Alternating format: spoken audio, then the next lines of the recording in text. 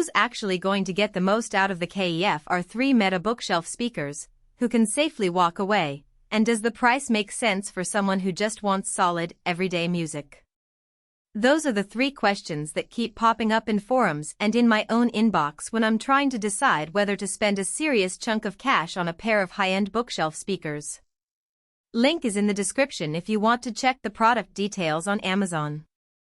Let's walk through the real-world picture, because buying a speaker isn't just about the numbers on the spec sheet, it's about the room you put it in, the gear you already own, and how you actually listen.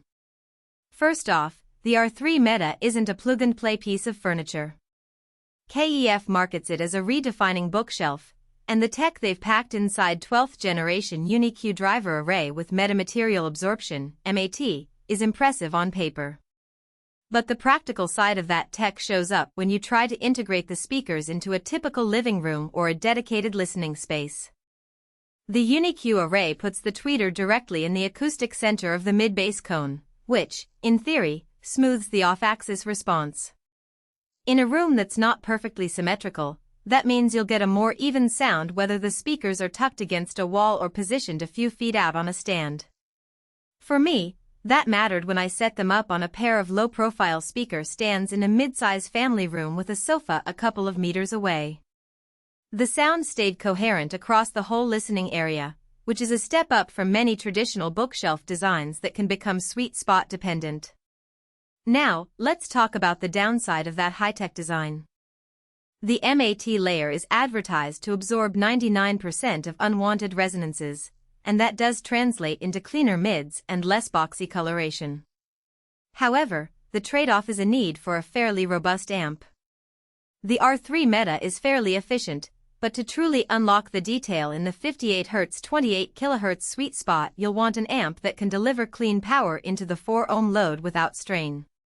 If you're currently driving a set of budget receivers or an integrated amp that tops out at 30 W per channel, you'll probably feel the speakers pulling back on dynamic passages, especially in movie scenes with booming bass or orchestral swells.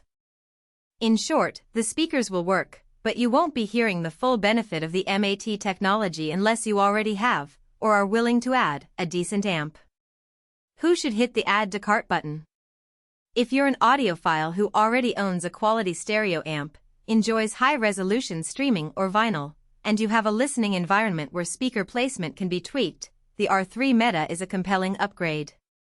The wide frequency range starts at 58 Hz, which is low enough to give you a respectable thump on a 2.5 kg bookshelf speaker without a subwoofer, and the upper limit of 28 kHz means the airy top end you hear on a well-recorded piano or acoustic guitar is genuinely present. Those details become evident when you play a track like Kind of Blue by Miles Davis. The cymbal wash, the subtle piano decay, and the gentle brass timbre all sit together without one element overpowering the others. In a dedicated listening chair with a proper amp, you'll notice the speakers delivering a spacious, three-dimensional image that feels more like a live room than a boxy stereo. Conversely, who should walk away? If your primary use case is casual TV watching, background music while you're cooking, or you're living in a cramped apartment where wall placement is inevitable, you might be better off with a smaller, less demanding pair. The R3 Meta's performance shines when you give it space to breathe. Cramped corners can introduce bass exaggeration that the MAT can't fully tame, resulting in a boomy low end that masks the subtle mid-range detail you're actually after. Also, if your budget is tighter than the typical high-end bookshelf price point, think under $1,500 for a pair, then stretching for the R3 Meta could mean sacrificing other parts of your system, like a good DAC or a solid subwoofer, which might give you a more balanced overall experience. One practical strength that's easy to overlook is the finish.